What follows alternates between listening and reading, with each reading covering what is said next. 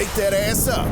In the morning. The Breakfast Club. Morning, everybody. It's DJ Envy, Angela Yee, Charlamagne the Guy. We are the Breakfast Club. We got a special guest in the building. Yes, and she smells amazing. This is the first time that she's here in person. Yeah, I know. Ladies and gentlemen, Kehlani. Hey. Hey, welcome. Thank you. How's your spirit? It's awesome. Okay. It's incredible. How's yours? It feels good. I feel good today. Good. Yeah, You seem I so feel good happy, today. so positive. I love to see that. I am. When you came in, you was just jumping. You were happy. You were Was I excited. jumping? Yes. So what's so happy in the life? What's so positive? It's good to see. What you mean, what's so Celebration. positive? No, it's good to see. Why I do wanna we see do what's that going to on. Why am I so humans? happy? I Like, wanna why are know. you so happy? Exactly. Right. Positivity should be the But norm. maybe she could make somebody else happy knowing about her positivity. So tell us. I'm blessed. My family's taken care of. We all have our health. My daughter is extremely genius. I just got back from 2 weeks of like different fashion weeks that I've never experienced. You went over to Italy? No, because I want to see my child. So I was like, that's cool to stay another week, but I want to go see my baby, so I'm going home. Yeah. That hair look fire too. What is that? That's like Cruella de Vil inspired. What's funny is I had this the whole idea was like, this is going to be the hair for my rollout for my next album and just, try to give it an era or something. And then Cruella came out and everybody was like, you did the Cruella? And I'm like, well, I'm just going to roll with it at this point. So. Well, see, you're young. I'm old. I remember the first Cruella de Vil. Yeah, but she has like the whole He said, yeah, half you are. white. That's fine. You said it. I am. It's true. It's You true. said it. But did it take some adjusting being outside again? It did. I mean, I had gotten so used to just like being with my kid every day, and like the most I would leave was go to the studio, and even then, like I dropped an album in the beginning of the pandemic, and I did all the stuff for the album like from my house, from my garage. So it was interesting, like being able to go back to work with like the proper resources and like the support and stuff. So I was more excited than I was like shook. Did you like it? Did you like going back out? Because I know one time you was like, no, I really like staying home. This is what I enjoy. I mean, clearly this is my first time being here, so clearly I like it inside. But I got a new perspective of like, now I appreciate being outside more. So now I'm just taking advantage of every time that I'm outside. So What's the perspective? I mean, I think I was so like nervous all the time and just like shook consistently being outside and just like, okay, it's one thing being super present online. Like you can do that from anywhere and you can still completely be yourself like behind the scenes. But like when you're outside, like, you have to meet people and all things like touch people and hug people and all those things. But my new perspective is just like enjoy every moment. Like I can create the experience that I want to create when I'm outside and I have a good time. As a person myself who suffers from like really bad anxiety, I enjoyed it because like, it's all the external stuff that you can't control that really makes your anxiety go through the roof. So it was something about being in the house every day, knowing where the kid's at, knowing where the wife at. It gives you a different sense of comfort. I can't lie. I haven't quite enjoyed adjusted it. to being outside. But your kids, though, you want the problem is not you, it's the kids, though. You want your kids to be able to play, Yeah. to meet Right. new kids. There's I feel so bad because I feel like they're suffering. I mean, I don't want to play like who's suffering the most, but children right now must be really awkward because they're not socializing and they're not getting those like like my kid mostly knows adults. She has like 2 baby friends and we're really safe about it, but like she mostly knows adults and it's probably shouldn't be the case right now, but How old is she? she's 2. She's 2. So she'll start school soon, Yes. pre-K. So is that's You what gonna that's not cry. virtual, though. No, I want her to go be with children in real life. Yeah. You're going to cry when you drop her off. Am I? Yes. You'll cry, but you know what the cry gonna worse? cry. The first couple times she's gonna cry because you're leaving her. 'Cause she's that gonna one miss moment me. when she doesn't cry and she's like, "All right, mom." Then I'm gonna cry. Then you're really gonna cry. No, that's what be messing me up now. Like she's like, I'm calling her. She's like, I'm at my dada's. I'm like, okay, hope you're having fun. I miss you. She's like, bye. I'm like, oh, woo, right in the heart. So How is she? she's the best. She's super smart. The doctor says she's like a 4-year-old and she's super empathetic and sweet. She always asks everybody if they're happy and like if they need anything. And it's interesting. What's the one thing you learned from her? Just like patience, really. Like you have to have so much patience with kids because you have to constantly reinforce the thought of like, I can't get upset at anything they really do because she doesn't know any better. So it's like, I practice that with adults. Like, let me not assume everybody around me always knows what to do in every situation. So I have to be patient with people like I'm patient with kids. How does your parenting style differ from the way you were raised? I think my mom was very, She just didn't have as much support as she should have. I mean, I think most of our generation's parents didn't have the support that they should have had. My mom was, 3 kids, single mom, crazy 9 to 5. Like, I have friends that I'm like, if they want to help me, I'm like, I will let you help me. You know what I mean? And I think that alone changed the game. And you're rich. I can afford a babysitter. I can. I truly can, and my babysitter's the best. Now, how's it going to be when you go on tour? Because, you released a new single, album's coming out, Yeah. you're going on tour. Yeah. How is that going to be with the baby? I mean, her dad's awesome, and he's super, fluid when it comes to my career. So he's like, you want me to come with her? And just, we all hang out, and, we'll go back and forth. And we just have a great system, and we're a great co-parenting team, and we'll take it as it comes. Was that relationship always like that, where y'all were great co-parenters and y'all could...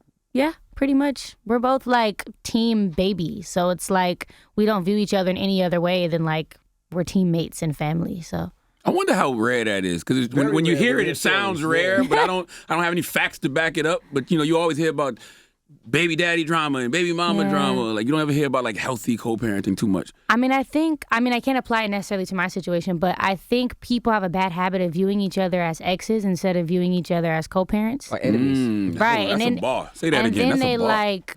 they apply X drama and X attention and X chaos. When really at the moment you guys become parents, you guys need to view each other as literally whoever this baby is parents. That's Word. it. You need to, all the X thing needs to go out the window. So It's almost like you got to take the personal out of it and deal with the business. yeah, It's literally. business. And then your team baby. And if you guys aren't functioning as a proper team, then the only one that really comes down on hard, super hard, is the baby. So Absolutely. Well, Now, doing this project, was it difficult? Because usually people write or they do music based off what they see in the world, them being out and about. But you being home, you see in your garage, in your crib, in your backyard, and the baby. So how was that doing this project? I mean, I think to think about it in another way, it gave me a lot of time to mentally grow and spiritually grow because I had so much time. Normally I'd be out and I'd be on the road and I'd be on tour and I almost go on autopilot because I'm just work. Now I'm home, so all I have to do is sit with my thoughts and sit with my processes and gain new perspectives and watch new things and read new things. So I think mentally we might have actually taken in more to be able to create from than before. What did you do different during the pandemic? What did you watch? What shows did you watch that you don't usually watch? What were you into that you're not usually into? I'm a Taurus, so I'm kind of set in my... hard-headed. I'm kind of just set in my stuff that I like. So I didn't really watch anything that I wasn't already watching. I probably might have rewatched the same stuff I was already watching. But I gained a really serious discipline, spiritual practice. I applied myself to learning how to edit and direct videos. In the beginning of the pandemic, I dropped my last album, and me and my photographer, who doesn't shoot videos or edit videos, decided to start a production company so that the videos we would drop at least looked like they came from something professional. So what started out as kind of let's do a makeshift production company actually became a real one. And we just bought equipment and literally sat in my garage every day and learned on YouTube. And now we're directing videos for other artists. Dope. So that alone was its own completely own thing to apply myself. Is that a different passion for you now? You want to be a art director and a video director, so you're looking at scenes, you're looking at sets, you're looking at... Yeah, I've always done that though. I didn't even know that what I was doing up until this point was technically co-directing all my stuff, because I'd come up with an idea and I would give it to a director this is exactly what I want to do, now you take it and flush it out. And I'm not knowing that the whole time I can technically call myself a co-director at that point. I've always wanted to direct a movie. I've always wanted to get into the film world because I'm a film head. So it's just right on time. Is that why you tweeted the other day, Teyana Taylor is very, very, very special? I think she's very special for many reasons. I think she's freakishly talented, out of this world. She can sing her butt off. I don't know if I'm allowed to cuss, so I'm just going to swear. Okay, because I don't say but. She can sing her ass off. She can dance her ass That's off. how you know you got a baby. You better sing your butt off. I be trying, because when she says something, I'm like, how did you learn that? And I'm I know it's me. She can sing, dance, she can act, and she can direct. And she directed the video that I was in with her. And to be on set with an all women-based production company was just a completely different experience than normally being on set with a bunch of really intense, high energy men, and everything is really the energy just feels like this. So she's just incredible for so many reasons, and she's so humble, and I just feel like she hasn't gotten the flowers that she deserves. And upon announcing this farewell tour, it's super bittersweet because on one hand, I'm like super pro people doing whatever is good for them. Like, this shit isn't the end all be all. Like, we have so much more, like, especially when you have kids and you realize like how much that means. And like, this career shit is cool, but like the joy that you feel there isn't comparable. Like, I want her to do whatever like she feels like is the meaning of life to her, and if that means, you know, giving up music, that's amazing. But on the bittersweet side, like, I'm so grateful for her talent and what she gives to the world. So, you know, let's talk about this spiritual growth that you had over the pandemic. I love those stories of, you know, because God made all of us be still last year. Yeah, and a lot of people connected, you know, with a higher power. So what was that like for you? I just got serious about it. I think I've always been really spiritual. My mom's very spiritual. We were raised like with me not until I was older, realizing that all the things she was doing when I was little were very spiritual until I got older. And I'm like, oh, you were very intentional with all these little things around the house and these little tables with all these cups of water and da-da-da-da-da-da. And I couldn't put two and two together until I got older and really started applying myself. It's a very personal journey for me, so I won't go into too many details, but just making sure that I take care of the invisible people and energy around me so that they keep pouring into me. And that's the shortest way to say it. No, I'm with you. Repairing that, you know, fixing that generational trauma, repairing those lineages so those ancestors can pour into you the right way. There we go. It's that simple. Absolutely. What did you learn about yourself last year during the pandemic? Yourself specifically. So many things. So many things. I learned that I'm super limitless. Ooh. I learned that that's all I aspire to be. And it's funny because I just did a sit down with Alicia Keys. And when she said that, I was like, man, you put it all into words. Like, like, it's one thing to like be limitless, and it's another thing to like know that it's possible to be, you know, because we are all limitless, but it takes a long time to unlock that feeling of like, oh, I can really do whatever the fuck I want around this bitch. Like, if I'm taking care of myself and I'm doing it the right way, like, the world is mine type shit. I learned that. I learned that I have a lot of things to work on. And I don't know. I went to therapy. I love my therapist. Same. There's a lot of things that I learned. I don't know. Oh, so you I just could started go going forever. What made you go to therapy? What was that decision? Well, I used to be in therapy, and then I think I got really hard-headed with it because I was just like, you know, I'm at that point where like I know what my therapist is gonna say, and like I know what she's gonna tell me, and like I can apply it myself. But you truly realize like you never actually graduate out of therapy. That's right. You know, like you're gonna want to call your therapist back in a year and be like, let's run this shit back up again because I got more things to say, and you know, you can help me go through my processes better. And I was just at that point where I was like, you know what, I'm a mom now. I'm 2 years into motherhood. Like, I'm experiencing a new set of things that I need to get the tools to work through. So that's why I went back. I love therapy because it gives you the language to be able to explain what it is you're going through. But I love the healing more, like actually doing those healing practices and rituals. I love that more. Well, great. Now, what inspired the song Alter?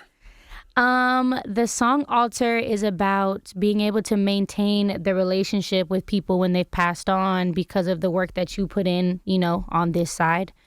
I had a lot of people that passed away in the last couple of years, a lot of friends, really, really young.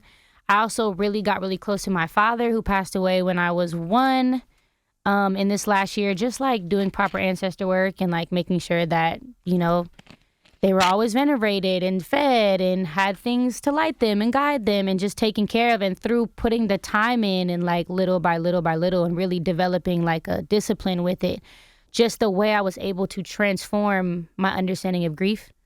I think I lost maybe 5 friends that were probably all under the age of 28, 27 in the last couple of years to like random freak drug situations. And I had gotten to the point where I was like, I have to understand like why I feel you guys so much and like how can I help you guys and da-da-da-da. And the people I'd become surrounded with in my spiritual community were just like, look, this is how we can help you, you know, grapple with that. And through that, I feel like I'm a lot closer to everyone. So that's what the song is about. Isn't that amazingly normal? Like when you start doing like that spiritual work and that healing work and that energy work on yourself and You got your altar set up at the crib. You really do be talking to your people on the other side. Yeah, and then you start having to differentiate, like, did I just make that up or did I see that?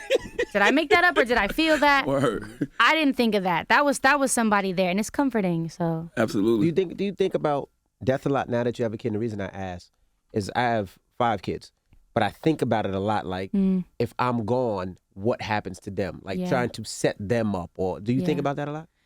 I don't think I think about it in that way. I think I just always, when I think about me being gone in retrospect to like having a child, I think like, let me make sure I'm super present and just like, because I always apply this sentence that kids don't need perfect parents, they need happy ones. Mm-hmm.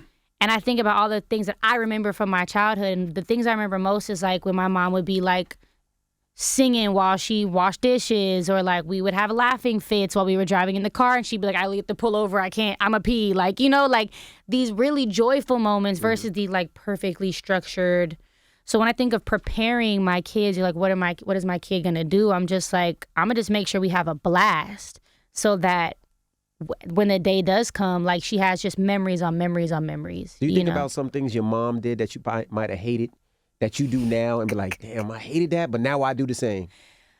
Man, my mom was like big on like just always having these like check-ins. I'm the same way. Like my mom, she's still to this day. She's like, so like slow down. Like, let's talk about it. I'd be like, girl, I don't even have a second right now. But then I'm like, let me not do that. This is my mother. And I'll be like, okay, this is what's going on. This is what I'm doing.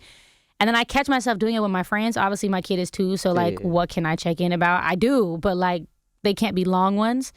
And I'm like, I'm being my mom. I'm being like, slow down. Talk to someone you care about with care. Like, so she's the reason I'm anything that I am. So.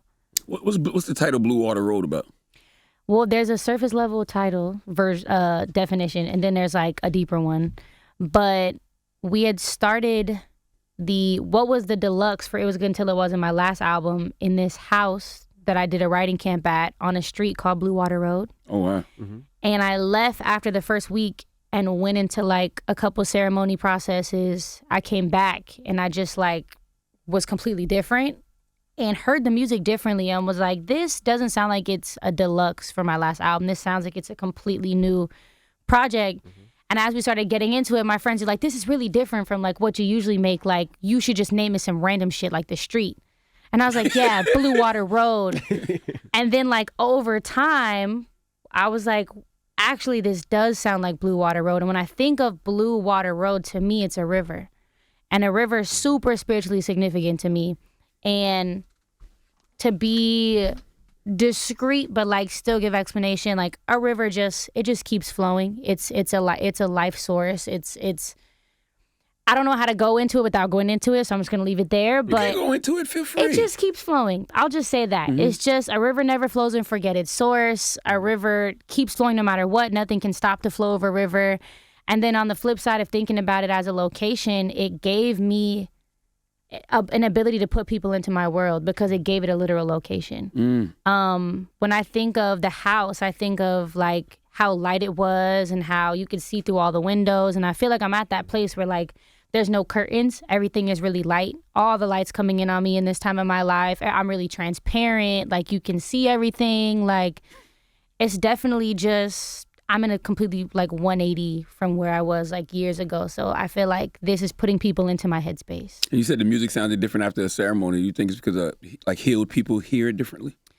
I think that's applicable, but I also think that when you're in one place and you leave to go do things that heal you or set you in a different, better mental place, and you come back, you don't really recognize the same perspective that you had before. That's right.